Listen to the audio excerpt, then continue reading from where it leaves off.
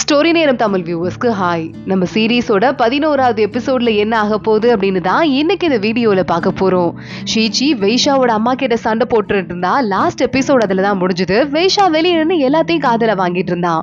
ஷீச்சி இதுல அந்த பொண்ணு வெளியே போக கூடாதுன்னு நினைச்சீங்க, ஆனா உங்க பையன் அந்த அணைய கட்டுறதுக்காக எவ்வளவு கஷ்டப்பட்டுக்கிட்டு இருக்காரு, எங்கெல்லாம் போறாருங்கிறத பத்தி நீங்க யோசிச்சு பார்க்கல. அந்த பொண்ணு அழகா ட்ரெஸ் பண்ணிட்டு எப்பவுமே நல்லா இருப்பா, ஆனா உங்க பையனுக்கு நீங்க கொடுத்த செருப்பு கூட சரியா பத்தல. இதுல இருந்து எனக்கு ஒண்ணு தெரியுது, நீங்க உங்க பையனை அந்த அளவுக்கு லவ் பண்ணல போல. அதனால ஒட்டு மொத்தமா அவருக்கான எல்லா பொறுப்பையும் இன்னையில இருந்து நானே பாத்துக்கலான்னு இருக்கேன் அப்படின்னு ஷீச்சி சொல்ல, இங்க இருந்து வெளியே போ அப்படின்னு கத்த ஆரம்பிக்கிறா வைஷாவோட அம்மா. அங்க இருந்து ஷீச்சி அமைதியா வெளியே வர வைஷா ஒளிஞ்சிருந்து நடக்கிறதெல்லாம் பாத்துட்டு இருக்கான். வைஷாவும் மறுபடியும் நேரா கிளம்பி அவனோட ரூமுக்கு போயிட்டு இருக்கான். கரெக்டா அங்க இருந்து பாக்கும்போது ஷீச்சியோட ரூம்ல வந்து வேலை பார்த்துட்டு இருக்கிறது தெரியுது. வைஷா சட்டையை மோந்து பாக்குறான். ரொம்ப டிராவல் பண்ணி வந்ததுல ட்ரெஸ்ல இருந்து ஒரு மாதிரி பேட் ஸ்மெல் வர மாதிரி இருக்கு, போய் பெர்ஃபியூம் ஏதாவது எடுத்துட்டு வாங்க அப்படின்னு சொல்ல அங்கிருந்து ஆளுங்க உடனே கிளம்புறாங்க. ஷீச்சிக்கு இது பிடிக்காது அப்படின்னு வைஷாவி இந்த மாதிரி ஏற்பாடு பண்ணிருக்கானு அவங்களே சிரிக்க ஆரம்பிக்கிறாங்க. இங்க ஷீச்சி ஒரு பெல்ட் எம்ப்ராய்டரி போட்டுட்டு இருக்கா. அப்ப வேலைக்கார லேடி, நான் கொஞ்ச நேரம் போடுறேனேம்மா, எவ்வளவு நேரம் நீங்களே போடுவீங்கன்னு கேட்க, இல்ல பரவாயில்ல, இப்பதான் அவரை முழுசா பாத்துக்கிறேன் அப்படின்னு உங்க அம்மா கிட்ட சொல்லிட்டு வந்திருக்கேன். இது ஒரு வேலையை கூட நான் பார்க்காம இருந்தா எப்படி, நானே பாத்துக்கிறேன், அவர் எப்ப வருவாருன்னு தெரியல, சாப்பாடு மட்டும் கொஞ்சம் ரெடி பண்ணி வைக்கிறீங்களா அப்படின்னு ஷீச்சி கேக்குறா. உடனே அவங்களும் ரெடி பண்றதுக்காக போறாங்க. இங்க வைஷா கிட்ட சாம்பிராணி வருது. அவன் மேல இருக்கிற வாசனை நல்லா டெவலப் ஆகுற வரைய பார்த்து பார்த்து சாம்பிராணி போடுறாங்க. ரோஜா பூ இருக்கிற தண்ணி கூட கை கழுவுறதுக்கு கொடுக்குறாங்க. வைஷாவை பார்த்துட்டு, ரோஜா பூ பாக்குறதுக்கு முள்ளோட கொடூரமா இருக்கலாம், ஆனா ரொம்ப அழகானது, ரொம்ப வாசனையாவும் ஸ்வீட்டாவும் இருக்கும் அப்படின்னு சொல்லிட்டு ரோஜா பூவை பத்தி பேசுற மாதிரி ஷீச்சியை பத்தி பேசிட்டு அங்கிருந்து கிளம்புறான். அவன் உள்ள போய் நிக்க ஷீச்சி பாத்துடுறா. வந்துட்டீங்களா அப்படின்னு கேட்டுட்டு, சாப்பாடு ஏற்பாடு பண்ணிருக்கேன், 2 பேரும் சேர்ந்து சாப்பிடலாமான்னு கேட்க, ஏதோ ஒண்ணு அப்படின்னு வைஷா மூஞ்ச ஸ்ட்ரிக்டா வச்சுட்டு சொல்ற மாதிரி சொல்லிட்டு இருக்கான்.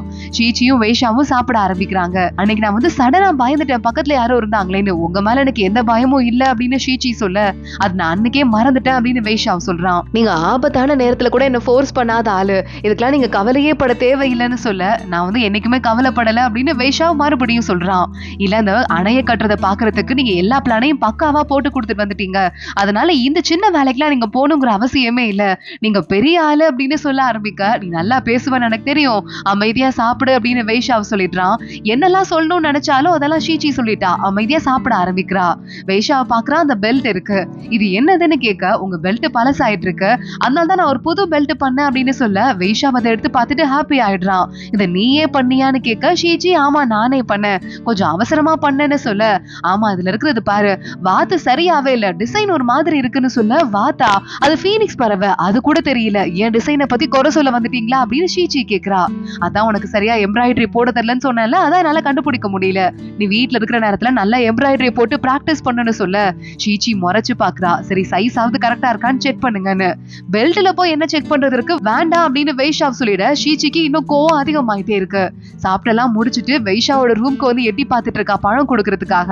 அப்போ கண்ணாடி முன்னாடி நின்னுட்டு வைஷா அந்த பெல்ட்டை போட்டு பாக்கிறதுக்கு ட்ரை பண்ணிட்டு இருக்கான். ஷீச்சிக்கு இதை பார்த்தோன்னே சிரிப்பு தாங்க முடியல. வைஷா எதுவும் நடக்காத மாதிரி உட்காந்து புக்க படிக்க ஆரம்பிக்க, ஷீச்சி உட்காந்து பழத்தை மட்டும் வச்சுட்டு அங்கிருந்து கிளம்பிடுறா. இந்த கேப்ல அந்த சூயா இருக்காளே, அவளை வீட்டை விட்டு அனுப்பிச்சிடுறாங்க. கடைசியா ஒரு தடவை திரும்பி பார்த்துட்டு கைய முறுக்கிட்டு அங்கிருந்து கிளம்புறா. இங்க மறுபடியும் நம்ம வைஷா அங்க அட்வைசரை பாக்குறதுக்கு தனியா போய் உட்காந்துருக்கான்.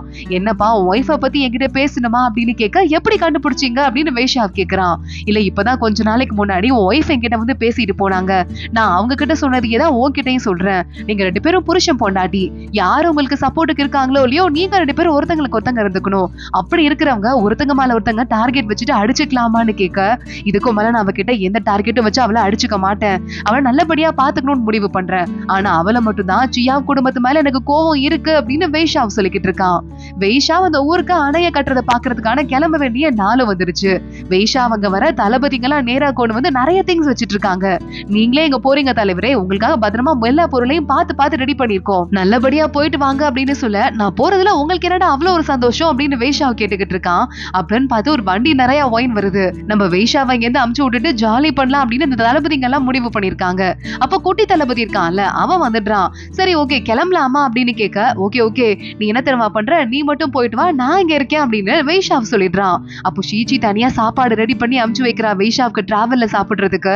இதை நீயே சாப்பிடு, இந்த பெல்ட்டை மட்டும் நான் எடுத்துக்கிறேன் அப்படின்னு சொல்ல, நீங்க அவங்க ரெடி பண்ண சாப்பாடை நான் எப்படி சாப்பிடுறது அப்படின்னு சொல்லிட்டு குட்டி தளபதி கேட்டுட்டு இருக்கான். வைஷா அங்க இருந்து கிளம்பி, நான் வீட்டுல போய் நல்ல சாப்பாடு சாப்பிட்டுக்குவேன் கிளம்பி போயிட்டு இருக்கான். அப்ப மத்தவங்க எல்லாம் குட்டி தளபதியை பார்த்து உன்னை ட்ரெயின் பண்ணணும்னு அவர் முடிவு பண்ணிட்டாரு. அதான் உனக்கு இந்த பொறுப்பு கொடுத்து தனியா அனுப்புறாரு, போயிட்டு வாடா அப்படின்னு என்கரேஜ் பண்றாங்க. வேஷாவு பசிக்குது, எனக்கும் சாப்பாடு போடுன்னு சொல்ல நான் கொடுத்து விட்டேனே அப்படின்னு ஷீச்சி சொல்லிக்கிட்டு இருக்கா. இல்ல நான் போல, குட்டி தளபதி இருக்கான்ல அவன் தான் போறான் லைட்டா சிரிச்சுட்டே வேஷாவ் சொல்ல ஷீச்சியும் சிரிச்சுட்டே பாத்துட்டு இருக்கா. இப்பதான் உடம்பு சரியா இருக்கு, கொஞ்ச நாள் ரெஸ்ட் எடுங்க அப்படின்னு சொல்லிக்கிட்டு இருக்கா. இந்த ஒட்டுமொத்த வீட்லயும் உனக்கு தான் இருக்கிறதுலே வாய் கொஞ்சம் ஓவரா இருக்கு, ஆனா ரொம்ப திறமையாவும் இருக்குன்னு சொல்ல ஷீச்சி சிரிக்கிறா. வேஷாவ் சொல்லிக்கிட்டு இருக்கான், பாட்டிக்கு பிறந்த நாள் வருது, எல்லா வருஷமும் அம்மா தான் பாத்துக்குவாங்க, இந்த வருஷம் அவங்களால பாத்துக்க முடியாது, நீ பாத்துக்கோன்னு சொல்ல எப்பவுமே ரொம்ப வீட்லயே பெரிய பொறுப்புல இருக்கிற தலைவி தான் அந்த பொறுப்புலாம் பாத்துக்குவாங்க, அதை தான் கிட்ட குடுக்கறது நினைச்சு ஷீச்சி கொஞ்சம் சந்தோஷமா சிரிக்க ஆரம்பிக்கிறா. இப்போ பியாங்ஷு அப்படிங்கிற இந்த நாட்டை காட்டுறாங்க. பியாங்ஷு நாடு தான் 2 நாட்டுக்கு நடுவுல போர் வந்து ஷீச்சியோட குடும்பமும் வெய்ஷாவோட குடும்பமும் பிரிஞ்சிருக்கிறதுக்கு வேற ஒரு நாடுல இருந்து போர் வந்ததுல அதுக்கு இந்த நாடு தான் காரணம். அந்த லீசுங்கிற தளபதி இந்த நாட்டை சேர்ந்தவன் தான். எப்படி வெய்க்கு நம்ம வெய்ஷாவ் தலைவனா கவர்னரா இருக்கானோ அதே மாதிரி இந்த ஊருக்கு இங்க ஒருத்தன் கவர்னரா இருக்கான். இவனோட பேரு சென், இவனோட ஒய்ஃப் சூயி. சூயி உட்காந்து தலைய மசாஜ் பண்ணிக்கிட்டு இருக்கா. அப்போ ஓடி வந்தான்ல போயால கொடியை ஏத்துனது பயந்துட்டு ஒரு தளபதி ஓடி வந்தானே அவங்க உட்காந்துட்டு இருக்கான். பயந்துட்டு ஓடி வந்துட்டு இருக்க, வெக்கமா இல்ல உன்னை உயிரோட விட்டு வைக்கவா அப்படின்னு சென்னு கேட்க சூயை பாக்குறா. நமக்கு இப்ப திறமையான ஆளுங்க வேணும், தப்பா எதுவும் முடிவு எடுத்துறாதீங்கன்னு சொல்ல அந்த தளபதி அங்க இருந்து தேங்க்ஸ் மேடம் அப்படின்னு கிளம்பி போயிடுறான். இங்க அந்த சென்னுக்கு கொஞ்சம் உடம்பு முடியாம இருக்கு போல, தும்முனா கூட வாயில இருந்து ரத்தமா வருது. இத பார்த்து சூயை அவனோட பொண்டாட்டி அமைதியா நின்னுக்கிட்டு இருக்கா. இப்ப நம்ம கொஞ்சம் கவனமா தான் இருக்கணும் அப்படின்னு சூயை சொல்லிக்கிட்டு இருக்க. நீ ரொம்ப அறிவான ஆளு அப்படின்னு சென் அவளை பார்த்து சொல்லிக்கிட்டு இருக்கான். அதுவும் இல்லாம உனக்கு நெத்தியில இந்த மச்சத்தோட நீ பிறந்த, இது அதிர்ஷ்ட மச்சம், பேரரசி மச்சம் தானே இது அப்படின்னு அவன் கேட்க, இத மச்சத்தோட நான் பிறந்தேன், அதுக்கப்புறம் ஜோசியரை பார்க்கும்போது கூட நான் மகாராணி ஆகிறதுக்கான எனக்கு எல்லா தகுதியும் இருக்கு, நான் மகாராணி ஆகிறதுக்காகவே பிறந்தவன் சொன்னாங்க அப்படின்னு சூயை சொல்லிக்கிட்டு இருக்கா. ஆனா நீ என்ன கல்யாணம் பண்ணிக்கிட்டு இருக்க, என்னால எப்படி மகாராஜா ஆக முடியும் அப்படின்னு கேட்க சூயை உடனே பார்த்துட்டு இருக்கா. இங்க பாருங்க, நான் தான் வந்து தப்பு பண்ணிட்டேன், நீங்க ரொம்ப திறமையான ஆள் தான், உடம்பு சரியில்லாம இருக்கிறதுலாம் ஒரு விஷயமா, சீக்கிரமா சரியா போயிடும், ஆனா எனக்கு தான் இத்தனை வருஷமா குழந்தை பிறக்கல, அதனால நம்ம ஒரு குழந்தைய தத்தெடுத்துக்கலாமா அப்படின்னு கேட்க அங்கிளோட சப்போர்ட் இப்ப எனக்கு இருக்கு, சோ எனக்கு இப்ப வாரிசு வந்தே ஆகணும்னு எந்த அவசரமும் இல்ல, பாத்துக்கலாம் அப்படின்னு இந்த சென்னு சொல்றான். கரெக்டா அப்ப அந்த அங்கிள் அங்கிருந்து வந்துடுறாரு. இவருக்கும் மேல பெரிய பொசிஷன்ல இருக்கவரு. அந்த அங்கிள் வந்துட்டு, என்னம்மா உன் பொண்டாட்டி நெத்தியில இருக்கிற இந்த போட்டு மகாராணி அவரத்துக்கான போட்டு நீ சொன்ன, ஆனா இந்த பொண்ணு வந்ததுல இருந்து நமக்கு துரதிருஷ்டத்துக்கு மேல ஏதாவது நடந்துகிட்டே இருக்குன்னு சொல்ல அங்க இருந்து சூயி கொஞ்சம் சோகமா கிளம்பி போயிட்டு இருக்கா. மனசுக்குள்ள பயங்கர கோபத்தோட இருக்கா. இவன் நேரா உள்ள போகும்போது சூச்சன் அப்படின்னு சொல்லிட்டு இன்னொரு பையன் உள்ள இருக்கான். இவன் அந்த சூயோட கசின், அதாவது சித்தி பையன். இந்த பையன் என்னக்கா என்ன சொன்னாங்க, தத்தெடுக்கிறதுக்கு ஓகே சொல்லிட்டாங்களான்னு கேட்க, இல்ல முடியாதுங்கிறான். அந்த மினிஸ்டர் இருக்கானே அப்பப்போ என்கிட்ட வம்பு வளர்த்துக்கிட்டே இருக்கான், என்னோட மகாராணி மச்சத்தை வர கிண்டல் பண்ணிக்கிட்டு இருக்கான், நான் என்ன பண்றேன்னு பாரு அப்படின்னு சூயை சொல்லிக்கிட்டு இருக்கா. இன்னொரு பக்கம் அந்த மினிஸ்டர் இந்த சூயை மேல கண்ணை வச்சுக்கோங்க, நம்ம நாட்டுக்கு துரோகம் பண்ற மாதிரி தெரிஞ்சதுன்னா நம்ம வேலையை காட்டிட வேண்டியதான் அப்படின்னு சொல்லிக்கிட்டு இருக்கு. அங்க இருந்து கிளம்பி போயிட்டு இருக்கான். இங்க வெய்ஷாவோட அம்மா இருக்காங்களே அவங்க இருந்துட்டு என்கிட்ட பொறுப்பு கொடுக்காம அவகிட்ட பொறுப்பு கொடுத்திருக்காங்களா, சரி கொடுத்துட்டோம் பாத்துக்கிட்டோம், அவங்க எப்படி சரி பண்றாங்க நானும் பாக்குறேன் அப்படின்னு சொல்லிக்கிட்டு இருக்க. அந்த இடத்துக்கு அமைதியா நம்ம ஷீச்சி வரா. ஷீச்சிக்கு இந்த பொறுப்பை ஹேண்டில் பண்றதுக்கு எந்த ஒரு கையில இன்ஃபர்மேஷனும் இல்ல, அதனால அத்தை நீங்க எனக்கு ஒரு ஹெல்ப் பண்ணுங்க, இப்ப மட்டும் இதை நம்ம நல்லா பண்ணல அப்படின்னா என்ன ஆகும், உங்க பையன் மேலதான் எல்லா பழியும் விழுந்துரும், பொண்டாட்டி சரியில்லை பாரு அப்படின்னு. இப்ப மட்டும் நீங்க எனக்கு ஹெல்ப் பண்ணி ஃபங்க்ஷன் நல்லபடியா முடிஞ்சதுன்னா நீங்க ஹெல்ப் பண்ணீங்க, நல்லா இருக்கே சொல்லிடுறேன், ஒருவேளை நல்லா முடியலன்னா நான் சரியா பண்ணலன்னு சொல்லிக்கிறேன், ஹெல்ப் பண்ணுங்கன்னு சொல்ல என் பையனுக்கு கெட்ட பேர் வந்துருமா, அது வரக்கூடாது அப்படின்னு இந்த புக் இருக்கு பாரு, இதுல எல்லா டீடைல்ஸுமே இருக்கு, இத படி அப்படின்னு அவங்க அம்மா கொடுக்குறாங்க. அது மட்டும் இல்லாம அவன் வர போறான், என் பையனோட எல்லா சக்தியும் அவன் திருடிடுவான், அதுக்கு விட்டுறாது அப்படின்னு அவங்க அம்மா சொல்லிக்கிட்டு இருக்காங்க. யார் வர போறா அப்படின்னு ஷீச்சி யோசிச்சுட்டே போயிட்டு இருக்கா. அதான் வெய்யன் அப்படின்னு சொல்லிட்டு ஒரு கசின் இருக்கானே வேஷாவுக்கு, அந்த பையன் வர போறான். சரியான பிளே பாய், 10 நாள் வீட்டுல இருந்தான்னா 3 நாள் தான் மொத்தமா வீட்டுல இருப்பான், 7 நாள் ஏதாவது கிளப்ல இல்லன்னா அந்த பொண்ணுங்க கூட சுத்திக்கிட்டு இருப்பாங்கல்ல அந்த மாதிரி இருப்பான். வீட்லயே ஏற்கனவே நிறைய துணை மனைவி இவனுக்கு இருக்கு, ஆனா அதுவும் பத்தாதுன்னு எப்ப பாரு கிளப்ல இருப்பான்.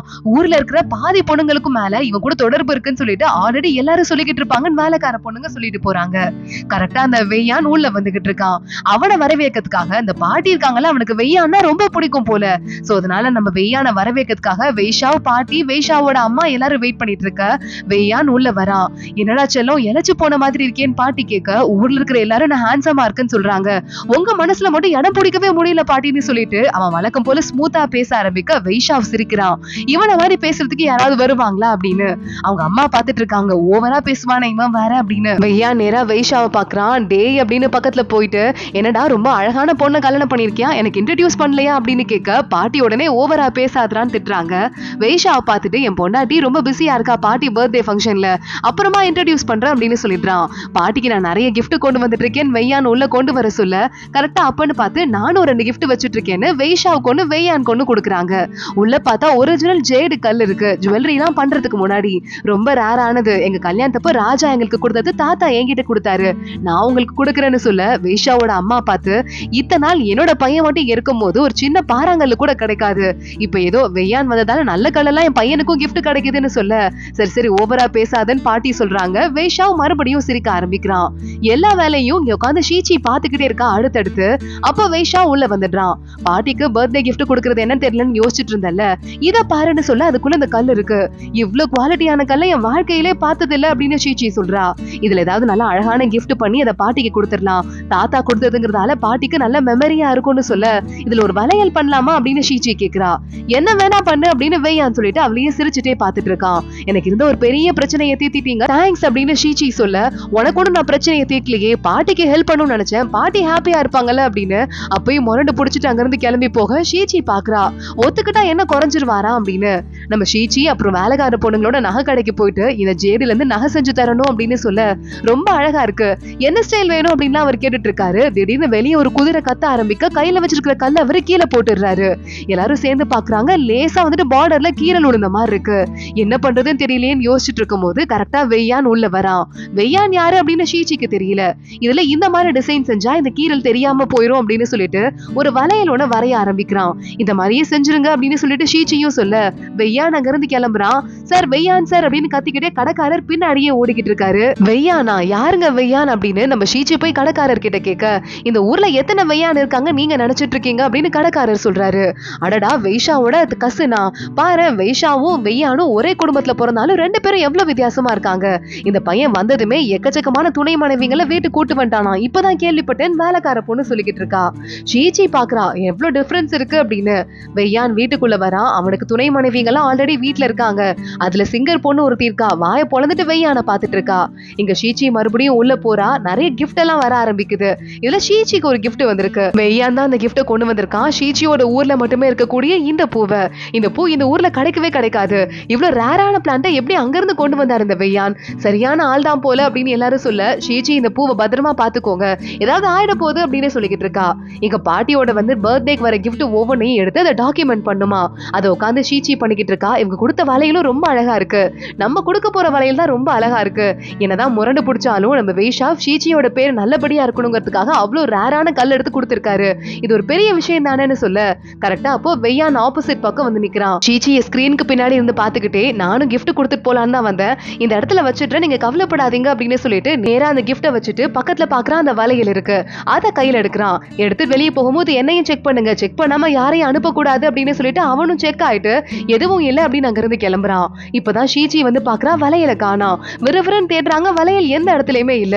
என்னாச்சுன்னு தெரியலையேன்னு பார்க்க நாங்க எல்லாரையும் செக் பண்ணி தான் அமிச்சோம். ஒருத்தங்க கிட்ட கூட வளையல் இல்ல அப்படின்னு வெளியே இருக்கிற ஆளுங்களும் சொல்லிட்டு இருக்காங்க.